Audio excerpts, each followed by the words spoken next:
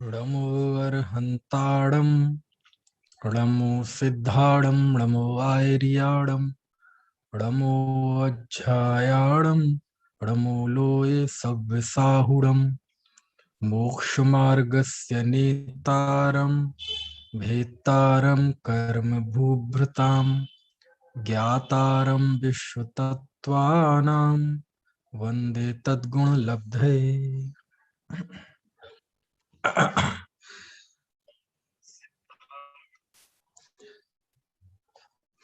अर्थ सूत्र छठवां अध्याय अपने अंतिम चरण में है। और कल हमने गोत्र कर्म के आश्रव के कारण को जाना था। उच्च गोत्र कर्म का आश्रव कैसे होता है और उसके लिए नीच गोत्र कर्म का आश्रव जिन कारणों से होता है उससे विपरीत उच्च गोत्र कर्म के आश्रव के कारण है।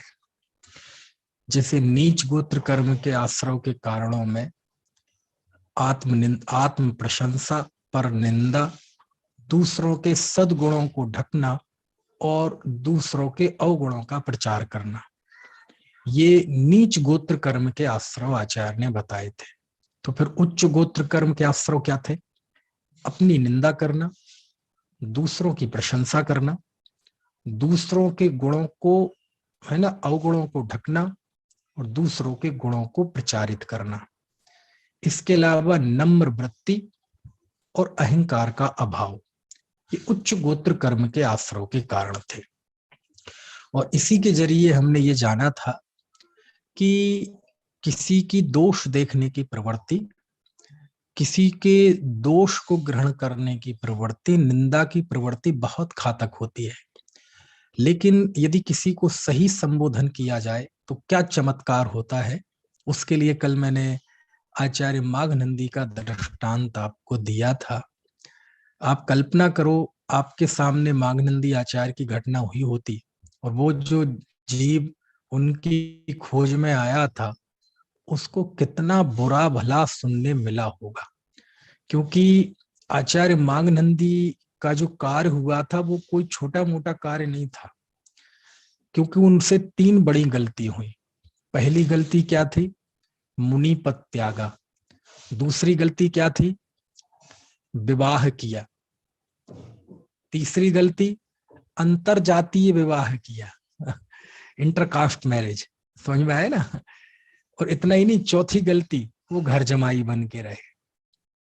अब मान लो ऐसी 4 मेजर मिस्टेक्स, 4 इतनी बड़ी बड़ी गलतियां जिस जीव के हुई हो, उस जीव के कितनी बदनामी हुई होगी, आप समझ सकते हैं। पहली, मुनि पद त्यागा। देखो, यद्यपि मुनि पद का त्याग समंत भद्राचार्य ने भी किया था, लेकिन हम उनको सहानुभूति की निगाह से देखते हैं। क्यों? क्योंकि उन्हें भस्म व्याधक रोग हो गया था और जब वो रोग ठीक हो गया तो वापस दीक्षा ले ली। मुनिपद विष्णु कुमार ने भी त्यागा था, लेकिन त्याग करने के बाद उन्होंने 700 मुनि राजाओं की रक्षा की थी, तो हम उन्हें वात्सल्य के अंग के रूप में उनका बहुमान करते हैं। तो लेकिन माघनंदी आचार्य ने मुनिपद त्यागा, ना तो कोई मजबूरी थी, ना कोई भस्म व्याधक जैसा रोग हुआ था और ना किसी की रक्षा के लिए हुआ था। ये तो विशुद्ध रूप से आत्मिक पतन था ना, तो हम उन्हें सहानुभूति की निगाह से नहीं देखते। दूसरा, चलो समंत भद्राचार्य ने त्यागा, लेकिन रोग ठीक होते ही वापस ले लिया। लेकिन यहाँ तो मुनि पद त्यागना एक बात और त्याग करके विवाह करना, और विवाह भी कौन सा? इंटरकास्ट मैरिज, अंतर जाति विवाह। और कुम्हार की कोई उच्च जाति उच्च वर्ण का तो वो था नहीं, है ना? निम्न वर्ण का था ना वो। अब बोलो, मैं पूछता हूं आपसे एक सामान्य सी कल्पना। मान लीजिए मेरे जैसा कोई पंडित एक नीची जाति की कन्या से शादी कर ले, है ना? तो आप मुझसे फिर तत्वार्थ सूत्र सुनेंगे? आप मेरा व्याख्यान सुनेंगे, है ना? मुझे समाज में रखेंगे क्यों उमाकांत जी? बहिष्कार करेंगे कि नहीं करेंगे? गद्दी पे बैठने देंगे? नहीं बैठने देंगे। क्यों? क्योंकि हम जिनसे धर्म सुनते हैं, उम्मीद रखते हैं कि उनका जीवन अच्छा हो, आदर्श हो, पवित्र हो, है ना। क्योंकि व्यक्ति जुबान को नहीं सुनता, व्यक्ति है ना जिह्वा को नहीं सुनता, जीवन को सुनता है, भाषण को नहीं सुनता, आचरण को सुनता है ना। तो ऐसे ही अब, और वो तो वाचार्य थे, उनने ऐसा कार्य किया तो सोचो कितना निंदा हुई होगी। और तीसरा, चौथा, विवाह ही नहीं किया, घर जमाई बन गए। और घर जमाई की निंदा क्या होती है, घर जमाई की क्या स्थिति होती है, हमारे कभी हिंदी के कवि रहीम से सुनना आप। उन्होंने घर जमाई की बहुत मतलब विडंबना है ऐसी कि घर जमाई जमाई होते हुए भी बेचारा नौकर बन जाता है, उसकी कोई इज्जत नहीं रहती है, बुझा हुआ दीपक सा पड़ा रहता है इतना। लेकिन देखो आप, इतना होने के बावजूद भी यहाँ कोई आचार्य मागनंदी रहते हैं क्या? एक वाक्य से कैसा जीवन परिवर्तित हो गया। खैर, ये सब बातें भले ही इतिहास की हों, पुरानी हों, 2000 साल पुरानी, लेकिन इन सब घटनाओं में कहीं ना कहीं एक जीवन दर्शन है। एक वार्तालाप की, चर्चा की शैली क्या होनी चाहिए, हमारी संबोधन की शैली क्या होनी चाहिए, ये सारी चीजें हमें सिखाती है। और ये सूत्र हमें ये सिखाते हैं कि किसी का तिरस्कार ना करो, किसी को दुत्कारो मत। समझ में आया? किसी को अंडर एस्टिमेट मत करो, जो भी आपके सामने आए। आपको पता है, अहंकारी जीव की, नीच गोत्र कर्म बांधने वाले जीव की प्रवृत्ति ये रहती है कि उसके साथ कोई आता है, उसके साथ बैठता है, तो वो ये अनुभव कराता है कि मैं बड़ा हूं। और ये उसके अंदर मानसिकता आते ही वो व्यक्ति बहुत छोटा हो जाता है। आपको पता है बड़ा व्यक्ति कौन होता है सुजभा? बड़ा व्यक्ति वो होता है जो दूसरे को भी बड़ा समझे, वो बड़ा व्यक्ति होता है। बड़ा व्यक्ति वो होता है कि उसके साथ कोई छोटा व्यक्ति भी आके बैठ जाए तो उसे भी लगने लगे कि नहीं, मैं भी बड़ा हूं। क्यों? क्योंकि उस जीव का व्यवहार ऐसा होता है। मान लीजिए कोई एक गरीब व्यक्ति है, वो जहां भी जाता है उसको तिरस्कार मिलता है, उपेक्षा मिलती है, इग्नोरेंस इग्नोरेंस मिलती है। कहीं रिश्तेदारी में भी इज्जत नहीं, मित्रों में भी इज्जत नहीं। लेकिन वो कोई व्यक्ति विवेकी पुरुष के पास जाएगा तो वो उसको भी प्यार से बोलेगा, सम्मान से बोलेगा, है ना। वो आके दूर बैठने लगेगा तो नहीं नहीं, अरे वहां कहाँ बैठते हो, यहाँ आओ, अरे यहाँ बैठो, मेरे साथ बैठो। उससे कहाँ हो, कैसे हो, उसे बिल्कुल महसूस नहीं होने देगा कि तुम गरीब हो। तो देखो, वो बड़े आदमी के पास जाके उसे भी ऐसा लगता है कि मैं भी कुछ हूं। कम से कम इस व्यक्ति ने मुझे मनुष्य के रूप में तो देखा, धर्मात्मा है तो भगवान आत्मा तो देखा, दूसरा व्यक्ति तो हमें जीव मानने के लिए तैयार नहीं है। समझ में? तो बड़ा व्यक्ति वो होता है जो दूसरे को भी बड़ा समझे। बड़ा व्यक्ति वो होता है कि छोटा व्यक्ति भी उनके पास जाए तो वो भी अपने आप में गौरव से भर जाए। समझ में आए ना? तो देखो, धर्मात्मा जीवों की यही प्रवृत्ति होती है, वो किसी का तिरस्कार नहीं करते, वो किसी की उपेक्षा नहीं करते, वो किसी के प्रति घृणा नहीं करते, है ना। वो हकारत की निगाह से नहीं देखते, तेरा कुछ नहीं हो सकता, बेकार है, अरे नहीं, तुम्हारे अंदर भी बहुत संभावना है। समझ में आए ना? तो ये सारी प्रवृत्ति हमें सिखाती है कि ये सारी चीजें होती हैं तो व्यक्ति उच्च गोत्र कर्म का आश्रय करता है। समझ में आए ना? महान कुलों में पैदा होता है, लोक में यश होता है, और यश की चाहे तो उसे नहीं है, लेकिन ये सब होता जाता है ना। खैर, ये चर्चा तो जितनी लंबी करते जाओ उतनी है। अब आप बिल्कुल अंतिम सूत्र निकालिए छठवें अध्याय का। छठवें अध्याय का अंतिम सूत्र है, देखो 27वां सूत्र हम पढ़ते हैं, छोटा सा सूत्र है। विघ्न कर्ण मंत्रायस्य, एक बार बोलिए सब लोग, विघ्न कर्ण मंत्रायस्य। क्या अर्थ हुआ सूत्र का? विघ्न कर्ण, विघ्न कर्ण मतलब विघ्न करना, बाधा पहुंचाना, ये अंतराय कर्म के आश्रय का कारण है। दान, लाभ, भोग, उपभोग, वीर, किसी में भी बाधा पहुंचाना, है ना। किसी को कोई लाभ हो रहा है उसमें बाधा पहुंचाना, कोई दान देना चाहता है उसमें बाधा पहुंचाना, कोई भोजन कर रहा है, पानी पी रहा है, उसमें बाधा पहुंचाना, किसी भी तरह का दान, भोग, लाभ आदि कार्य हो, उसमें बाधा पैदा करते हैं, तो उससे अंतराय कर्म का आश्रय होता है ना। कोई ज्ञानार्जन कर रहा है, उसमें बाधा पहुंचाना, तो वो बहुत मतलब अपन को लगता है छोटी मोटी चीज है, आप देखो कई बार क्लास चलती है, धार्मिक हो या लौकिक हो, और दूसरा जीव आके जो पढ़ रहा है उसे डिस्टर्ब करने लगेगा, तो ये अंतराय बांधता है, वो बाधा पहुंचा रहा है ना।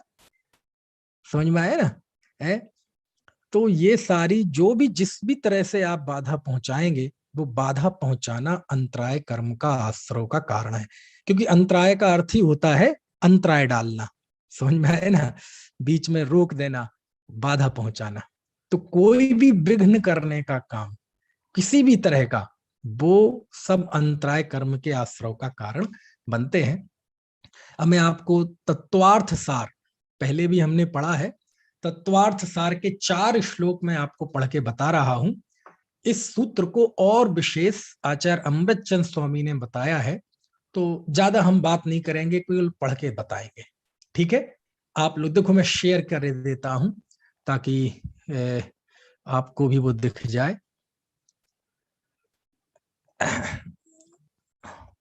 चलो ठीक है, आपको दिख रहा है अंतराय कर्म के आश्रव के हेतु। चलो पढ़ते हैं। तपस्वी गुरु चैत्यानाम तपस्वी गुरु चैत्यानाम पूजा लोक प्रवर्तनम अनाथ दीन कृपण भिक्षादि प्रतिषेधनम वदबंध निरोधैश्च नासिकाच्छेद कर्तनम प्रमाद देवता दत्त नैवेद्य ग्रहणम तथा निरवद्योपकरण परित्यागो बधोंगिनाम दान भोगोपभोगादि प्रत्यूह करणम तथा ज्ञान कृतिस्तथा त्यमेव मंत्रायस्य भवन्त्यास्त्रव हेतुवः। देखो बड़े सरल है, बहुत कठिनाई नहीं है। देखो सबसे पहले लिखा आचार्य ने ये 55, 56, 57, 58 ये 4 श्लोक हैं तत्वार्थ सार, चौथा अध्याय, आचार्य अमृतचंद स्वामी। तपस्वी गुरु चैत्यानाम पूजा लोप प्रवर्तनम। क्या अर्थ हुआ इसका कि जो तपस्वी हैं, गुरु हैं, चैत्य, चैत्य मतलब जिन प्रतिमा है ना, इनकी पूजा लोप प्रवर्तनम, इनकी पूजा का लोप करना, इनकी पूजा ना करने की प्रवृत्ति चलाना, है ना। देखो अब इसमें चैत्य भी लिखा है, चैत्य मतलब मूर्ति, जिन मुद्रा, यानी जिन मुद्रा की पूजा नहीं करना, नहीं प्रवृत्ति भी चलाना, मतलब ऐसा कुछ प्रयत्न करना कि लोग जिन मुद्रा की प्रतिमा की पूजा ना करें, प्रतिमा की दर्शन आदि ना करें, है ना। तो बोलो ये आज से लगभग 1000 साल पहले, और पहले भी है, ये तो मैं ये पद में है इसलिए बता देता हूं, इन सबको अंतराय कर्म के आश्रम में लिखा, लिखा कि नहीं। देखो तपस्वी गुरु चैत्या नाम पूजा लोक प्रवर्तनम, तपस्वी है ना, गुरु और चैत्य, चैत्य मतलब प्रतिमा, इनकी पूजा लोप प्रवर्तनम, इनकी पूजा का है ना लोप करने की प्रवृत्ति करना। अभी एक दिन पूछ रही थी ना एक बहन, है ना, तो देखो उसका जवाब दिखाए 1000 साल पहले अमृतचंद स्वामी ने, कि चैत्य की पूजा करना ये जैन धर्म की मौलिक विशेषता है, और उसका लोप करना ये अंतराय कर्म के आश्रव का कारण, साफ साफ लिख रहे ना, है ना। चलो फिर अनाथ दीन कृपण भिक्षादि प्रतिषेधनम, कोई अनाथ हो, दीन हो, है ना, दुखी हो, उसको कोई व्यक्ति दान देना चाहता है, उनकी मदद करना चाहता है, तो अपन क्या कहते हैं, अरे छोड़ो यार इनको नहीं करना चाहिए, अरे ये तो इनने कर्म किए हैं, ऐसे दुखी है बेचे, काय कोई खामा खा, ऐसे 2-4 को दे दोगे तो तुम एक दिन भिखारी बन जाओगे, और कितने भिखारियों का दुख दूर कर लोगे, दुनिया में लाखों हैं, छोड़ो।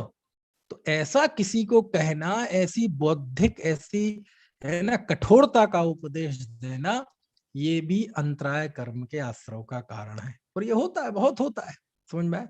फिर लिखा वद बंध निरोधैश्च नासिका छेद कर्तनम, कोई पशु है उनका वध करना, बंधन करना, पशु को बांधना वगैरह, है ना। आप देखो पशुओं को बांधने से, वो पालने से बहुत बहुत अंतराय कर्म बांधते हैं। क्यों? आपने पशुओं को बांध दिया तो वो घूम नहीं पा रहा, मुंह बांध दिया तो वो भोजन नहीं कर पा रहा है, खा नहीं पा रहा है। समझ में आया ना? तो ये आश्रय होता है, इससे अंतराय कर्म का आश्रय होता है।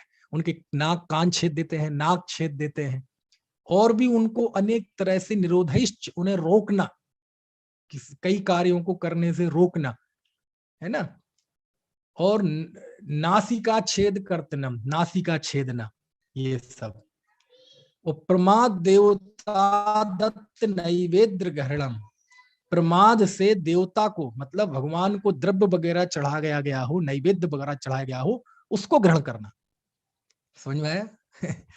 और निर्वद्योपकरण परित्यागो, ऐसे उपकरण जो अभी ठीक है, चल सकता है उनसे काम, लेकिन उनका त्याग करना। उपकरण मतलब धार्मिक उपकरण की बात है ना। मान लीजिए कमंडल बढ़िया है, पिछी बढ़िया है, उपकरण है, लेकिन फिर भी बदलना, है ना। और दान भोगोपभोग आदि प्रत्यूह करणम तथा, और जो दान उपभोग भोग आदि है उनमें विघ्न करना। ठीक है। ज्ञानस्थ प्रतिषेधश्च, ज्ञान का निषेध करना। ज्ञान का निषेध करना मतलब पठन पाठन का निषेध करना। पंडिताई कहना है इसे, क्या रखा ज्यादा पंडिताई में, मैंने बताया था ना एक दिन। ये सब अंतराय कर्म के आश्रय के कारण है। अजी मैं नहीं ज्यादा पढ़ता, ज्यादा पढ़ने अड़ने में नहीं, अपना प्रयोजन भूत दो चार बातें पढ़ लो, ये सब। और धर्म विघ्न कृतस्तथा, धर्म कार्य में विघ्न करना है।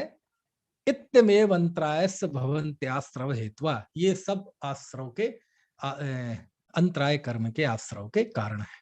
अब मैं इनकी एक एक की व्याख्या इसलिए नहीं कर रहा क्योंकि बहुत लंबा समय लग जाता है, लेकिन ये सब बिल्कुल सामान्य सी समझ में आने वाली चीजें हैं, है ना। कि देवता गुरु प्रतिमाओं की पूजन के प्रचलन को ढक देना, बोले नहीं ये नहीं करना चाहिए, इनके प्रवृत्ति का लोप करना, है ना। किसी को दान आदि देते हैं, किसी दीन दुखी को मदद करते हैं तो उसको रोक देना, है ना। देवताओं को चढ़ाए नैवेद्य आदि को प्रमाद से खुद भक्षण कर लेना, पशुओं की नासिका छेद देना, उन्हें अनेक तरह से बाधाएं पैदा करना, ज्ञान की आराधना में विघ्न करना, किसी की धर्म की आराधना में विघ्न करना, ये सब क्या है? अंतराय कर्म के आश्रय के कारण है।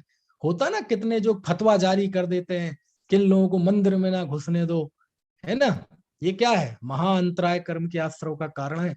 वहां के शास्त्र पढ़ना, यहाँ के नहीं पढ़ना, इनके शास्त्र निकाल कर पीछे अलमारियों में बंद कर देना, आग के हवाले कर देना, ये महाभयंकर पाप के आश्रय के कारण है।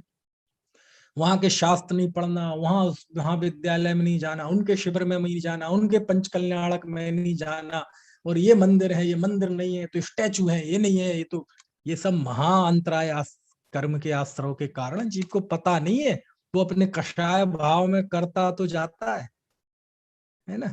चलिए, तो इस तरह से इस सूत्र में आते आते ये अध्याय अब पूरा हुआ। ठीक है। तो 27 सूत्र इस अध्याय में थे, और अब आगे 7वां अध्याय प्रारंभ होता है, क्योंकि 6वां अध्याय और 7वां अध्याय ये दोनों अध्यायों में आश्रय तत्व का विवेचन है। तो आश्रय का विवेचन यहां भी आया, 8 कर्मों के आश्रय का कारण भी आया। अब आगे का जो 7वां अध्याय है उसमें मुख्य रूप से शुभाश्रय का वर्णन है, क्योंकि शुभाश्रय का वर्णन वृत्तादि से होता है, और वृत्तादि का खास महत्व है जिन धर्म में, क्योंकि मुक्ति की भूमिका के रूप में उनका बड़ा भारी महत्व है। साथ में पाप का भी वर्णन है, लेकिन मुख्य रूप से अब शुभाश्रय का वर्णन यहाँ प्रारंभ होता है। ठीक है। चलिए 7वां अध्याय निकालिए। बहुत अच्छा अध्याय है, बहुत अच्छा अध्याय।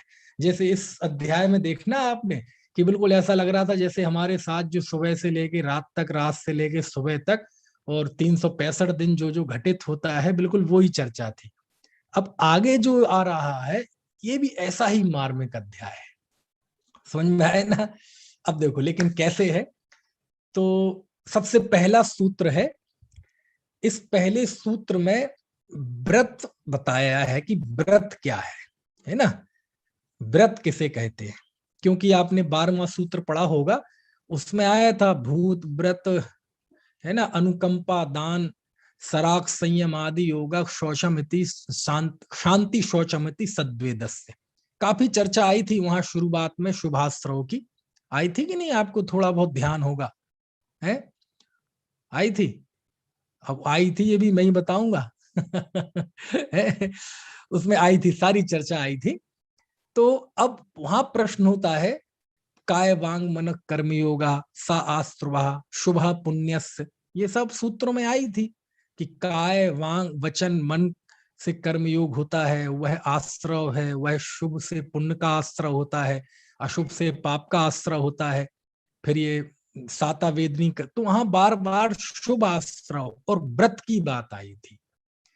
तो अब ये प्रश्न होता है कि ये व्रत क्या है? ठीक है, क्या प्रश्न होता है कि ये व्रत क्या है? तो पहले ही सूत्र में आचार्य देव ने व्रत बताया है कि व्रत किसे कहते हैं। ठीक है, तो जरा शुरू करते हैं 7वां अध्याय। इसमें भी बहुत मजा आएगा इस अध्याय में। अभी जो हमारा ऑफलाइन चल रहा है ना मेरठ में, वहां भी 7वां अध्याय चल रहा है, हालांकि वो काफी आगे निकल गए अब। चलो पहला सूत्र पढ़ते हैं। हिंसा नृतस्तेया ब्रह्म परिग्रहेभ्यो व्रतिम। बोल के बताइए। हिंसा नृतस्तेया ब्रह्म परिग्रहेभ्यो व्रतिव्रतम। चल अब जरा इसका अर्थ देखते हैं।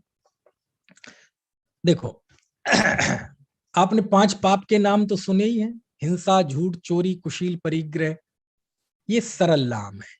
अब इसमें से थोड़े से टेक्निकल नाम आए हैं। तो कैसे आए हैं? पहला तो वही है जो हम जानते हैं। सबसे पहले देखो हिंसा, सूत्र में दिख रहा है हिंसा।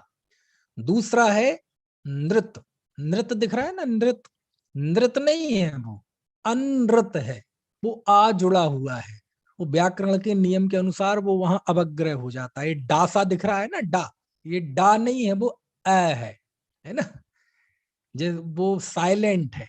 जैसे अंग्रेजी में होते ना कई वर्ण साइलेंट हो जाते हैं, है? KNIFE नाइफ, के साइलेंट है। SHOULD शुड, एल साइलेंट है। ठीक है, तो ऐसे ही ये आ साइलेंट है लिपि में, है ना, और बोलने में भी वो ऐसा ही एहसास होगा, बस कि वहां आ है। ठीक है, तो हिंसा नृत। ठीक है, तो दूसरा हो गया अनृत, यानी जिसे हम झूठ कहते हैं ना, उसे यहाँ अनृत कहा गया है। अब क्या फर्क है अनृत और झूठ में? फर्क है बताऊंगा, अभी चिंता मत करो आप, सब आएगी, बहुत बढ़िया बढ़िया चर्चा आने वाली है, 5 पापों की चर्चा आएगी अभी। तीसरा है स्तेय, स्तेय आधा सा, ता में एक ही मात्रा, और ये स्तेय मतलब जिसे हम चोरी कहते हैं। तो हिंसा, अनृत, स्तेय, और चौथा अब्रह्म, जिसे हम कुशील कहते हैं। वहां इस सूत्र में उसके लिए क्या नाम है? अब्रह्म। ठीक है, और 5वां है परिग्रह। तो हिंसा, असत्य, असत्य नहीं बोले अपन, वही शब्द, क्योंकि ये 5 शब्द तो हमारी जुबान पे रटे हुए हैं ना, अपन वो शब्द बोले जो रटे हुए नहीं है, ताकि शब्दों का भी ज्ञान रहे, वो भी जुबान पे चढ़ जाए। हिंसा, अनृत, स्तेय, अब्रह्म, परिग्रहेभ्यो।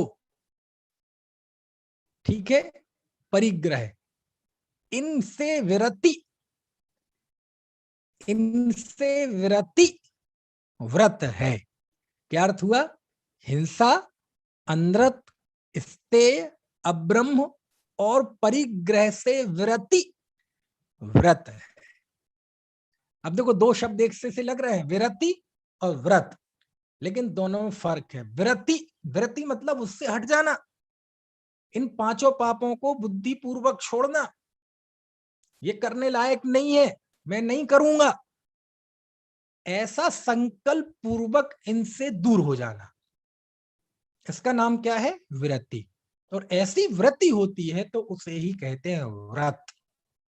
ठीक है, तो बात का जो शब्द है विरति व्रतम, ये 2 शब्द हैं, विरति अलग है और व्रत अलग है, दोनों मिलके बनाए विरति व्रतम, यानी इन 5 पापों से विरति हो जाना, उसे व्रत कहते हैं। ठीक है, सरल अर्थ आपको समझ में आया? सिर हिला दो यदि सरल अर्थ समझ में आ गया हो, फिर आगे बात करते हैं। चलो, अब इसमें बहुत बहुत बढ़िया बढ़िया चर्चाएं हैं, कभी कभी समझ में नहीं आता कहां से शुरू करूं। इसी सूत्र में बहुत बढ़िया बढ़िया चर्चाएं हैं। देखो, छोटी सी चर्चा बताता हूं। पहली चर्चा तो इसमें यह है, आप देखो ये परिग्रहेभ्यो, ये आपको दिख रहा है संस्कृत में ये पंचमी विभक्ति है, पंचमी विभक्ति है, ठीक है, पंचमी बहुवचन, ठीक है। और उसके बाद जिसका ये लक्षण है, इस सूत्र, जिस चीज के लिए ये सूत्र है वो है व्रत। ये सूत्र में क्या बताया गया? व्रत का लक्षण बताया गया है। व्रत किसे कहते हैं? तो इन पांचों पापों से व्रति होना वह व्रत है। तो देखो, व्रतम, व्रतम लिखा ना अंत में, व्रतम है एक वचन, और परिग्रहेभ्यः ये है बहुवचन। ऐसा क्यों? देखो, संस्कृत में ऐसे बनते हैं, व्रतम व्रते व्रतानि, फलम फले फलानि। फलम मतलब एक फल, फले यानी दो फल, और फलानि मतलब बहुत सारे फल। व्रतम मतलब एक व्रत, व्रते यानी दो व्रत, और व्रतानि मतलब बहुत सारे व्रत। तो पांच पापों का त्याग होगा तो पांच व्रत होंगे ना। हमने पढ़े भी हैं, अहिंसा व्रत, सत्य व्रत, आचौर्य व्रत, ब्रह्मचर्य व्रत और परिग्रह अपरिग्रह व्रत, परिग्रह परिमाण व्रत। यही है ना? प्रश्न समझ में आ गया मेरा? अशोक जी, प्रश्न समझ में आ गया है? तबीयत ठीक है आपकी? चलो, लेकिन हे आचार्य देव, हमारे मन में एक प्रश्न है कि पांचों के त्याग से तो पांच व्रत होंगे ना, हमने तो पांच ही सुने हैं। और भगवान महावीर के पंचशील का सिद्धांत तो दुनिया में है कि पांच शील, पांच सील, अहिंसा, सत्य, आचौर्य, ब्रह्मचर्य और अपरिग्रह। तो ये एक कैसे है? समझ में आया? तो ये हमें आज की चर्चा में मुझे लगता है अपन समझ लेंगे जितना समय बचा हुआ है। एक ये बिंदु समझ गए तो काफी है, फिर और भी कई सारे बिंदु हैं सूत्र में, वो हम पढ़ेंगे। तो पहले तो प्रश्न समझ लीजिए आप। प्रश्न क्या है? प्रश्न ये है कि यहाँ एक वचन का प्रयोग क्यों है व्रतम में? बहुवचन होना चाहिए ना। हिंसा नृतस्तेया ब्रह्म परिग्रहेभ्यो व्रति व्रतानि। पांच व्रत है ना, ये पांचों के त्याग, पांच का त्याग है, और व्रत एक वचन, एक, ऐसा क्यों? तो कहते सुनो भैया, आचार्य ने जो इसका जवाब दिया है ना, आचार्य कहते देखो, व्रत एक ही है, पांच व्रतों में एक अहिंसा व्रत ही मुख्य है, बाकी चार व्रत तो उसकी बाउंड्री है, बॉल, बाउंड्री बॉल है, बाढ़ है। जैसे धान होता है ना, धान का खेत आपने देखा होगा, ऐसा उस टीकाओं में उदाहरण दिया, मैं अपनी तरफ से नहीं दे रहा हूं। धान की खेती आपने देखी है, हमारे पश्चिमी यूपी वालों ने जरूर देखी है ना? ये कोलकाता वालों ने तो शायद ना देखी हो, दिल्ली वालों ने हो सकता है देखी हो, ये सुजभा ने भी नहीं देखी, अशोक जी ने देखी है खूब। ठीक है, हो सकता है इनके यहाँ होती भी हो, होती तो नहीं? होती है धान की, देखो सिर हिला रहे, होती है। तो धान की खेत में क्या है, धान के लिए पानी बहुत चाहिए पड़ता है, तो उसकी बाउंड्री बनानी पड़ती है, बाड़ बनानी पड़ती है, और पानी भरा रहता है, वो डूबे रहते उसमें वो पौधे, धान के, धान मतलब चावल, है ना? तो कहते हैं एक तो धान, उस खेत को, उस हिस्से को चारों तरफ से बाड़ लगा दी, मतलब मेड़ सी बना दी ताकि पानी बहे नहीं, और उसमें पानी भरा है, और बीच में उसको पौधे हैं धान के। तो कहते हैं धान तो अहिंसा व्रत है, बाकी चार, सत्य, आचौर्य, ब्रह्मचर्य और अपरिग्रह, वो तो बाउंड्री है, उसकी बाढ़ है। यानी मूल संपत्ति तो अहिंसा है, ऐसा लिखा आचार्य ने। और यदि आप पुरुषार्थ सिद्धि उपाय में जाएंगे तो क्या विवेचन है साहब, क्या विवेचन है, अद्भुत विवेचन है अहिंसा का। पूरे वर्ल्ड में चले जाइए आप, अहिंसा का जो उत्कृष्ट वर्णन पुरुषार्थ सिद्धि उपाय ग्रंथ में आचार्य अमृतचंद स्वामी ने किया है, आप दिया लेके, हाथ पे दिया लेके दुनिया में चले जाएं, वैसा विवेचन मिल नहीं सकता। जबरदस्त विवेचन किया है। और वहां उन्होंने कहा है पाप एक ही है, हिंसा। बाकी चार क्या है? ये तो चार उसी के ही भाई बंधु है, समझ में है ना। एक ही पाप है और एक ही धर्म है, अहिंसा। बाकी क्या है? चार। ये उसी की बाउंड्री वाल है। एक जवाब। ये बात समझ में आ गई आपको? दूसरा, अब ये पॉइंट जरा तात्विक है, समझना। देखो, व्रत एक ही होता है। क्या मतलब हुआ? हमने तो 5 सुने। सुनो सुनो सुनो, जरा घबराओ मत, थोड़ा सा लगेगा, मजा आएगा। लेकिन इसमें हम, उन्होंने लिखा है क्या कहते हैं, अकलंक देव ने राजवार्तिक में, जो अभी मैं बात बताने जा रहा हूं आपको। अभी 9वें अध्याय में 18वां सूत्र आएगा, उसमें 5 प्रकार के चारित्र बताए। अच्छा, ये मदन जी दिख रहे हैं 100 लोड़े हुए? चलो बहुत बढ़िया। अब मदन जी पहली बार दिख रहे हैं ना, चलो खुशी की बात है। बिमला जी भी आज बहुत दिन बाद दिख रही है। तो आचार्य ने 5 प्रकार का चारित्र बताया। सामायिक चारित्र, छेदोपस्थापना चारित्र, परिहार विशुद्धि चारित्र, सूक्ष्म सांप्राय चारित्र और यथाख्यात चारित्र। अब यथाख्यात चारित्र तो 11वें 12वें गुण स्थान में होता है, उसे तो अभी आप भूल जाओ, वो तो इस काल में किसी को होता नहीं, स्वरूप समझना चाहिए। सूक्ष्म सांप्राय चारित्र मतलब 10वें गुण स्थान का चारित्र, वो भी इसमें युग में होता नहीं है। परिहार विशुद्धि चारित्र, ये एक तरह की रिद्धि जैसा काम है, अभी इसको भी गौण कर दो। अब बचे 2 चारित्र, एक सामायिक चारित्र और एक छेदोपस्थापना चारित्र। ये क्या चीज है? तो कहते सुनो, जब कोई ऐसा लिखा शास्त्र में कि ये दोनों एक ही चारित्र है, सामायिक चारित्र, छेदोपस्थापना चारित्र, एक में द्रव्यार्थिक न्याय की विवक्षा है और एक में पर्यायार्थिक न्याय की विवक्षा है। हाँ, क्या कह रहे हैं? समझ में तो नहीं आया? कोई बात नहीं, आ जाएगा, अभी घबराना मत, बिल्कुल सब आसानी से समझ में आएगी चीज। शास्त्र में लिखा कि 2 तीर्थंकरों के काल में तो सामायिक छेदोपस्थापना चारित्र का उपदेश होता है, और 22 तीर्थंकरों के काल में सामायिक चारित्र का उपदेश है। क्या मतलब हुआ? क्या है सामायिक चारित्र? तो समझना, जब कोई जीव ने दीक्षा ली, ठीक है, घर छोड़ा, दीक्षा ली और नियम ले लिया समस्त पाप प्रवृत्ति का त्याग, बस बस एक ही व्रत, और कुछ नहीं, समस्त पाप प्रवृत्ति का त्याग, बस इसका नाम है सामायिक चारित्र। समझ में आ गई? क्यों? क्योंकि झूठ, चोरी, कुशील, परिग्रह, ये सब उसी के अंतर्गत आते हैं, हिंसात्मक प्रवृत्ति के अंतर्गत। तो ये तो है सामायिक चारित्र। लेकिन अब इतने में समझ में नहीं आया, तो कहते क्या है? तो कहते भैया, झूठ भी नहीं बोलना, चोरी भी नहीं करना, कुशील सेवन भी नहीं करना, परिग्रह भी नहीं छोड़ना, 4 हाथ जमीन देख के चलना, शोध के भोजन करना। तो एक सामायिक व्रत को, एक अहिंसा व्रत को जब ऐसे अलग अलग करके समझाते हैं, भेद करके समझाते हैं, छेद करके, छेद मतलब भिन्न भिन्न करके समझाते हैं, और इस तरह उसकी भेद रूप से जब हम साधना करते हैं, तो वो कहलाता है छेदोपस्थापना चारित्र। वो क्या कहलाता है सरला जी? वो कहलाता है छेदोपस्थापना चारित्र। ठीक है, दोनों एक ही है, एक में अभेद की विवक्षा है और दूसरे में भेद की विवक्षा है। जैसे हम सब कहें हम सब भारतीय हैं, तो सारे भेद खत्म हो गए, क्योंकि हम सब भारतीय हैं।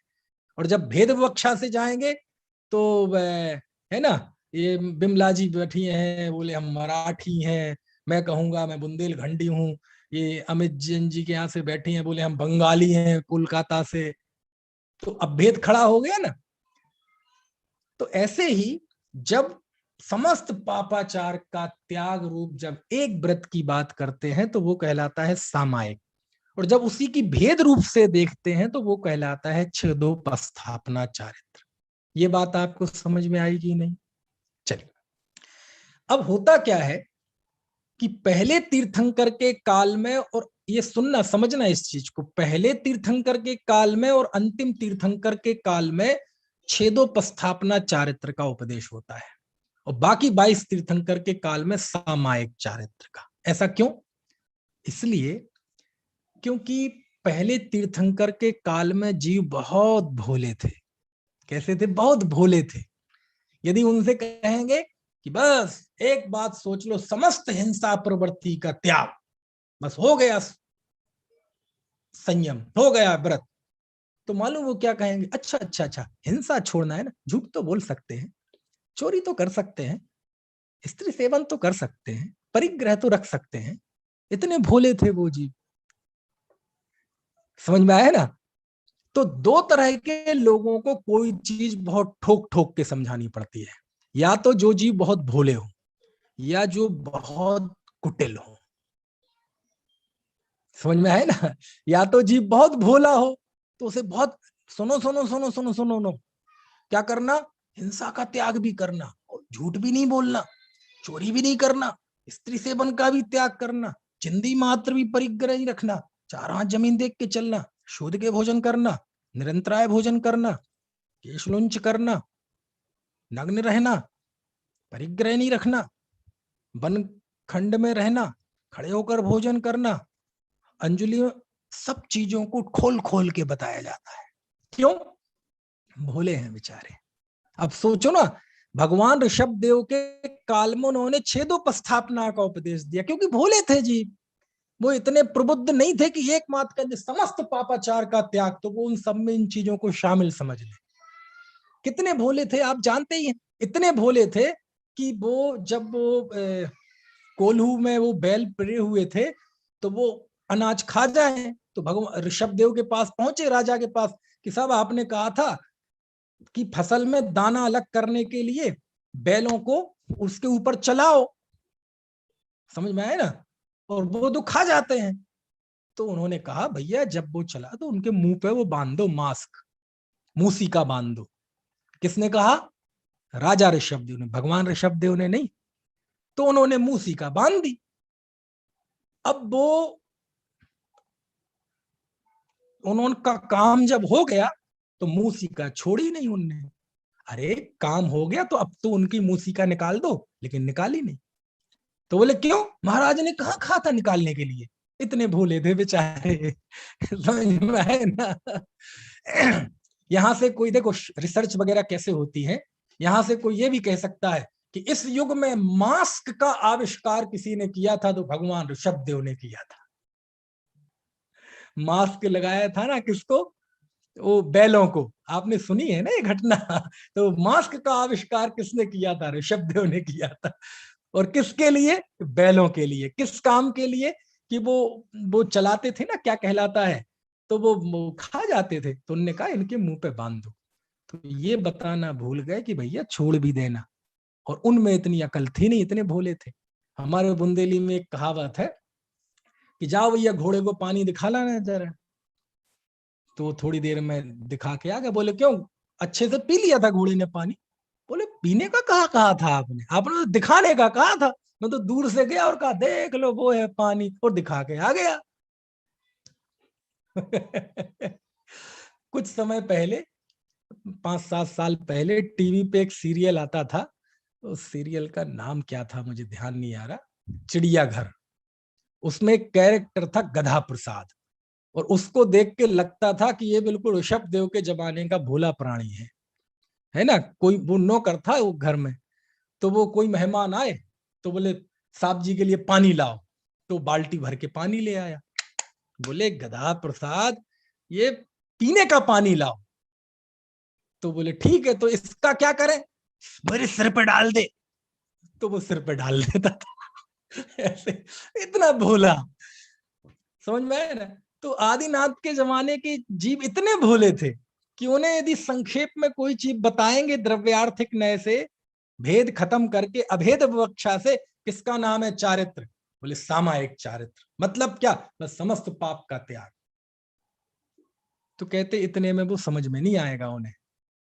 समझ में आए? कितने भोले जीव, इतने भोले जीव थे बेचारे कि आपको आदिनाथ के जमाने की कभी मैंने दंड व्यवस्था बताई होगी कि वहां जब कोई कोई गलत कार्य कर दे, गलत कार्य मतलब कोई चोरी डकैती हत्या रेप ये नहीं, अरे किसी ने किसी को थोड़ा कह दिया, आंखें दिखा दी, बस यही बहुत बड़ा अपराध था। तो कोई अपराध कर दे ना, तो 3 दंड थे। पहला दंड था हा, दूसरा मा, तीसरा धिक। हा मतलब है तूने क्या किया, इतने में वो सुधर जाता था। दूसरा था मा, मत कर, इतने में वो सुधर जाता था। और इतने में ना सुधरे तो फिर काले पानी की सजा थी, फांसी की। कौन सी? धिक, तुझे धिक्कार है। पर ऐसा कह दिया ना किसी को, धिक, तुझे धिक्कार है, तो ये समझ लो उसे फांसी की सजा हो गई। और इतने में वो सुधर जाता था। इतने भोले जी, इतने सीधे जी, समझ में आए ना। तो ऋषभ देव ने छेदोपस्थापना चारित्र का उपदेश दिया। और फिर ऋषभ देव के बाद जब धर्म तीर्थ की स्थापना हो गई तो लोग प्रबुद्ध हो गए। तो शेष 22 तीर्थंकरों के काल में एक सामायिक चारित्र था। प्रतिक्रमण, प्रत्याख्यान ये सब नहीं थे। कभी कदाचित कोई दोष लग जाए तो प्रतिक्रमण कर लो, लेकिन ये आवश्यक नहीं था, क्योंकि लगाते ही नहीं थे दोष, प्रबुद्ध थे। तो 23 तीर्थंकर तक तो काल आ गया, लेकिन 24वें तीर्थंकर भगवान महावीर का काल आया। तो इस काल तक आते आते व्यक्ति बहुत कुटिल हो गए, बहुत छलिया हो गए, बहुत, चलता फिरता शब्द कहूं, बहुत मक्कार हो गए। समझ में आए ना। बहुत कुटिल, बहुत छल ग्रहण करने में नंबर 1 है ना। तो कोई देखो, आपके कोई नौकर हो, बहुत सीधा हो, और आप उसको कोई काम भेजें जरूरी काम के लिए, तो आप कैसे कहेंगे? देखो ये 5 लाख का चेक है, किसके यहाँ जाके देना है? उनके यहाँ। नाम बोल के बताओ कि उनके यहाँ। उनके यहाँ, ठीक है। कौन सी दुकान है? क्योंकि उस नाम की कई है ना, वहां उनकी दुकान पे जाना। समझ गए? कैसे जाओगे जरा बताओ? हाँ, ये चौराहे से गली, ठीक है। कौन से नंबर की दुकान है? हाँ जी, वो पेड़ के नीचे वाली। हाँ ठीक है, समझ गए। जाके क्या कहोगे कि हाँ, कि ये यहाँ ट्रेडर्स से ये चेक भेजा है, तो सब फोन से बात करा दोगे मेरी? हाँ, ऐसे ठोक ठोक के बताना पड़ता है। क्यों? क्योंकि वो भोला है। और ठोक ठोक के, मान लीजिए कोई एग्रीमेंट हो रहा हो, कोई बातचीत हो रही हो, और पता चले सामने वाला बहुत छल वाला है, बहुत कपटी आदमी है, तो ठोक ठोक के, ठीक है साहब, पूरी बात पक्की हो गई, अब कोई दिक्कत हो तो अभी बता दो, देखो ये बात ये लिखी है एग्रीमेंट में, देखो जी सब लोग बैठे हैं सामने। अरे हो गई ना बात। नहीं नहीं, फिर भी देखो साहब, एक बार फिर से पढ़ के दिखाओ, देख लो साहब, कोई बात हो तो बता दो अभी, एक एक लाइन फिर से पढ़ के बताता हूं। ठीक है, 4 लोगों के सामने बात हो गई। इसको क्यों इतना ठोक ठोक के बताना पड़ रहा है? क्योंकि ये बहुत कुटिल परिणामी है। पता चले जरा सी बात कोई पकड़ के रह जाए, थोड़ी सी बात कोई स्लिप हो जाए, वो उसी का फिर बहाना बनाए, हमसे ये बात तो ही नहीं थी साहब। समझ गए आप बात को मेरी? तो 2 प्रकार के लोगों को बहुत विस्तार से ठोक ठोक के, भजा भजा के बताना पड़ता है, या तो भोला हो या छल वाला हो। आदिनाथ के समय के लोग बहुत भोले थे, इसलिए उन्हें फैला फैला के बताना पड़ा, 28 मूल गुण बताने पड़े। समझ में आए ना? नहीं तो व्रत तो एक ही है, बस समस्त पाप का त्याग। फिर 22 में प्रबुद्ध हो गए तो वहां एक सामायिक चार्य था। लेकिन भगवान महावीर के काल आते आते बहुत कुटिल जीव हो गए कि नहीं, बहुत छल वाले हो गए। तो इन्हें एक एक चीज समझानी पड़ी। सुनो सुनो सुनो, हिंसा भी नहीं करना, 9 कोटि से त्याग करना, झूठ भी नहीं बोलना। और झूठ में भी केवल ये नहीं कि असत का सत का अपलाप, असत का प्रतिपादन, कलहकारी वचन भी नहीं बोलना, हिंसक वचन भी नहीं बोलना, पैशून्य वचन भी नहीं बोलना, ज्यादा भी नहीं बोलना। सब फैला फैला के बताया गया। क्यों? पता है कि ये पंचम काल के जीव बहुत बहुत टेढ़े हैं, जरा सा भी एक बात छूट जाएगी ना तो ये छल ग्रहण कर लेंगे। और हो रहा है ना, आज देखो कितने लोग रात में बोलने लगे, महावृत्ति, और उनसे तर्क पूछो कौन से शास्त्र में लिखा कि रात में नहीं बोलना चाहिए? अब बताओ कहां नहीं लिखा, कहां लिखा है बताओ? है? तो पंचम काल का जीव कहां लिखा कि ऐसा करना चाहिए, ऐसा करना चाहिए? ऐसे तर्क करते हैं। तो हम सब सामने देख रहे हैं ना, व्यक्ति अपने शिथिलाचार को, अपनी बुराइयों को छुपाने के लिए कैसी कैसी बातें करता है पब्लिक के सामने, शास्त्रों की गलत व्याख्या, ये अपने शिथिलाचार के पोषण के लिए। अरे शास्त्र तो दर्पण है, जिसमें हम अपना चेहरा देखते हैं, और यदि अपने चेहरे में दाग हो तो अपना चेहरा साफ कर लो, दर्पण को मत तोड़ो, दर्पण का गुस्सा मत निकालो। लेकिन सारी दुनिया दर्पण को तोड़ने में लगी है। तो ये हम स्थिति देख रहे हैं ना, पंचम काल आते आते कितनी कुटिलता आ गई, समझ में आती है।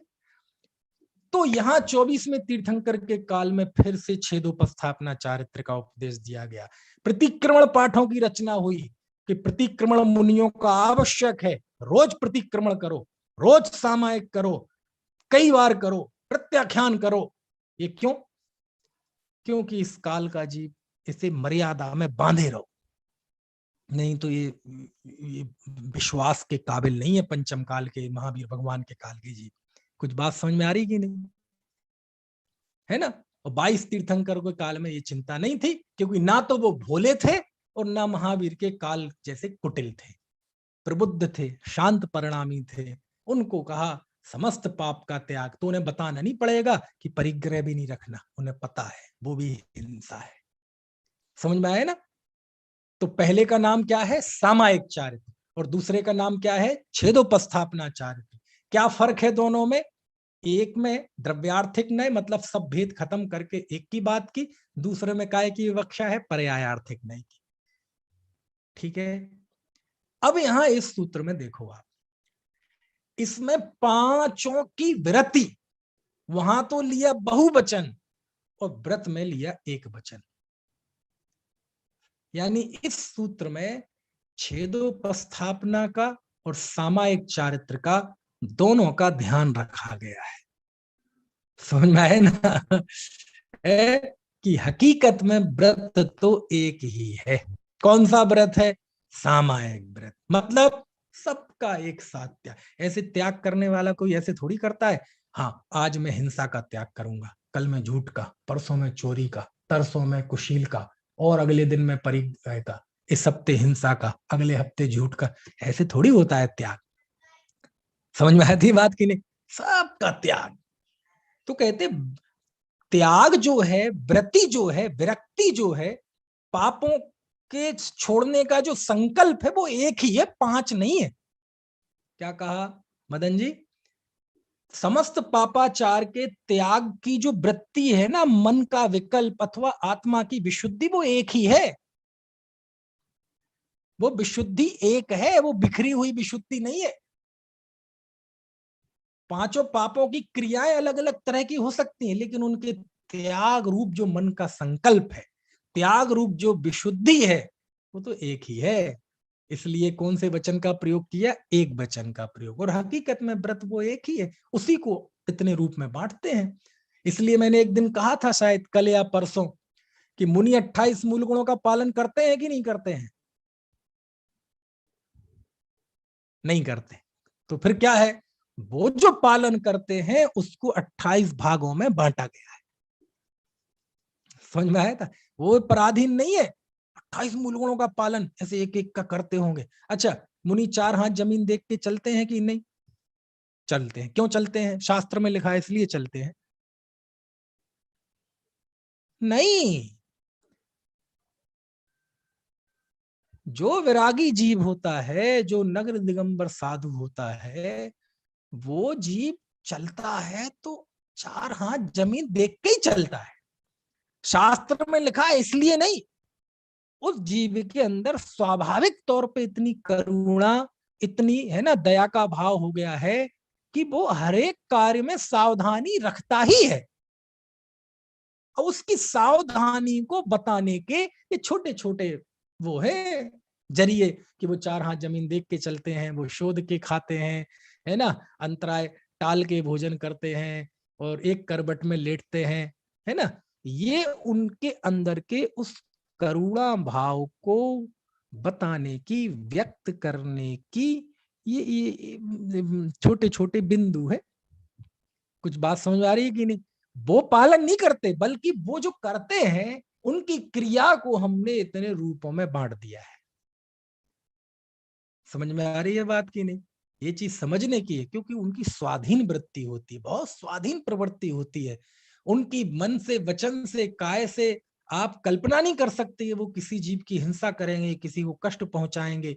इसलिए नहीं कि शास्त्र में लिखा है, शास्त्र में लिखा है इसलिए यदि वो करता है तो वो तो फिर सहज वृत्ति नहीं रही, वो तो असहज वृत्ति हो गई।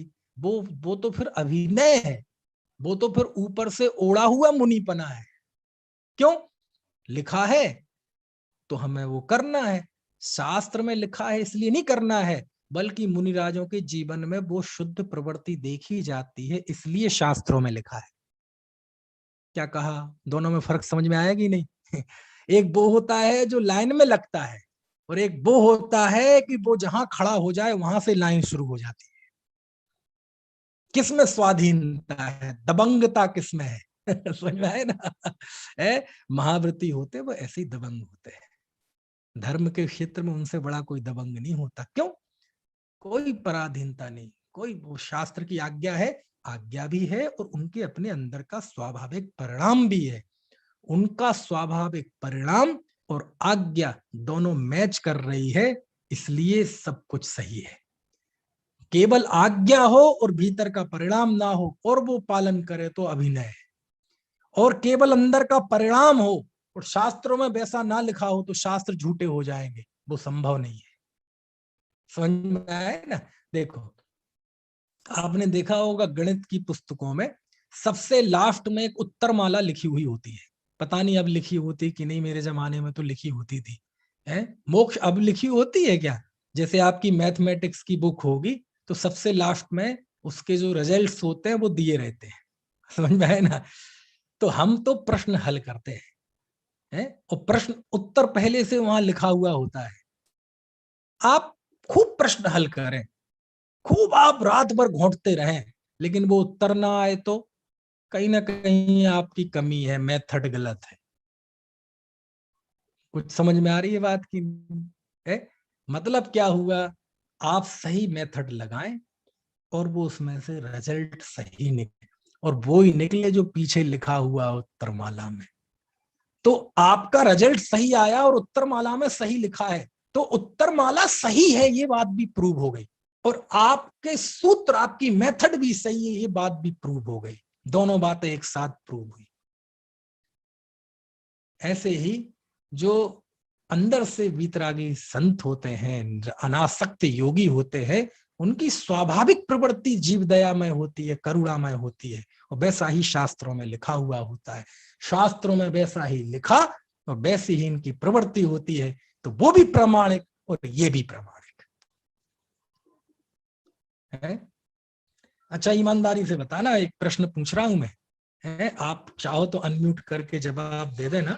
अभी तक जो पिछले 25-30 मिनट से मैं समझा रहा हूँ, आपको समझ में आया कि नहीं आया?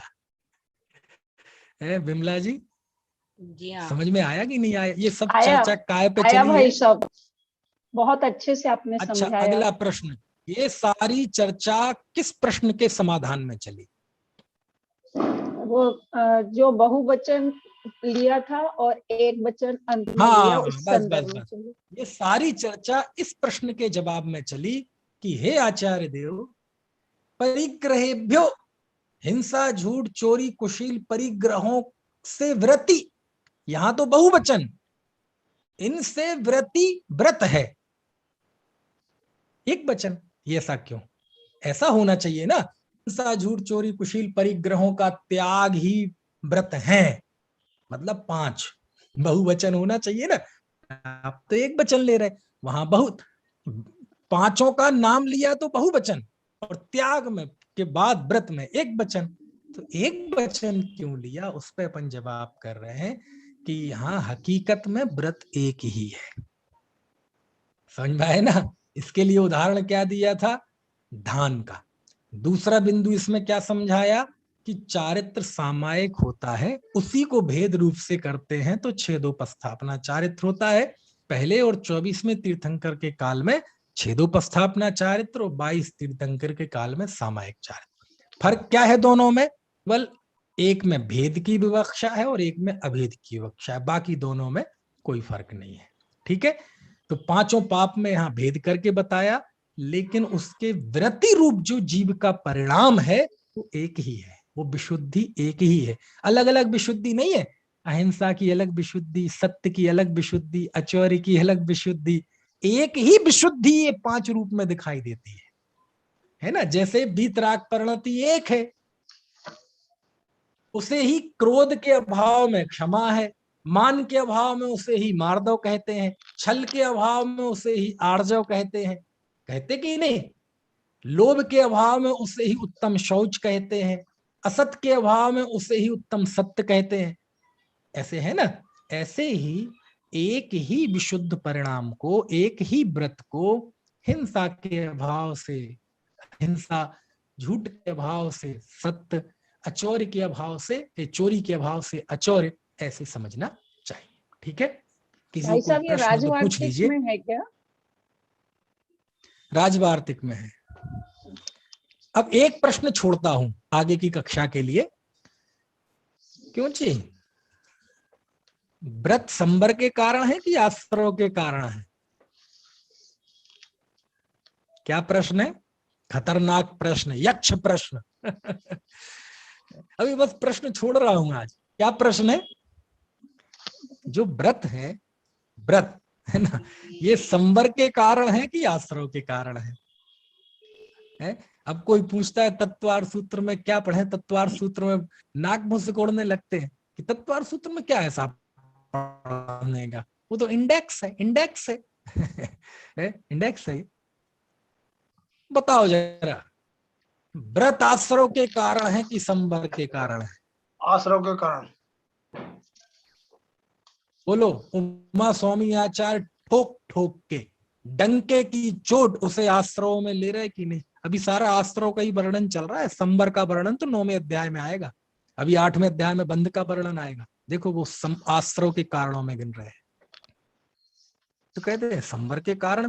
प्रश्न किया है ऐसा, मैं नहीं कर रहा हूं, सर्वार सिद्धिकार ने प्रश्न किया, पूज्यपाद स्वामी ने, राजवार्तिक में अकलंक देव ने प्रश्न किया।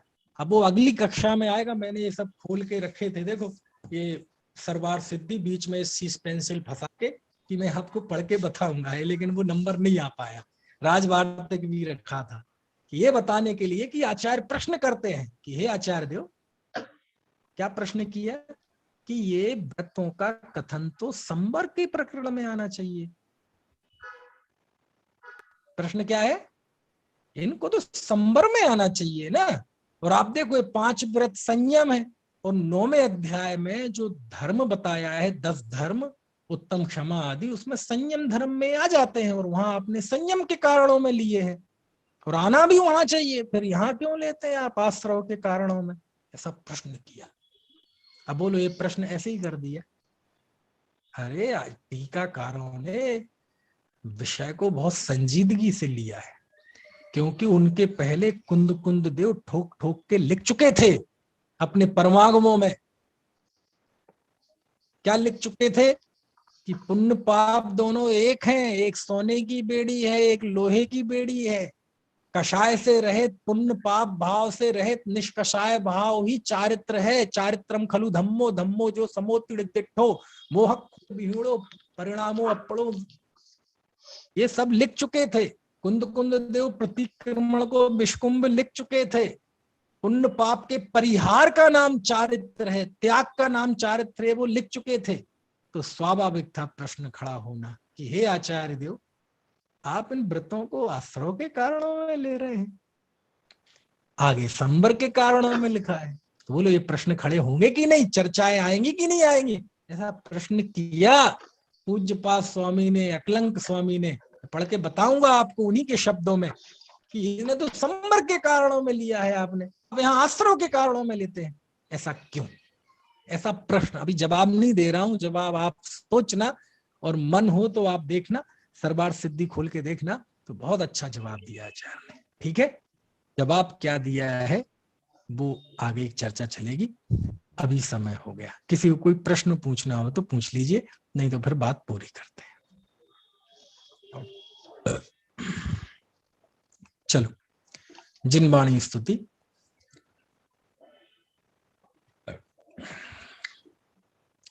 जावाणी के ज्ञान ते सूझे लोकालोक, सोवाणी मस्तक नमो सदा देत हूँ।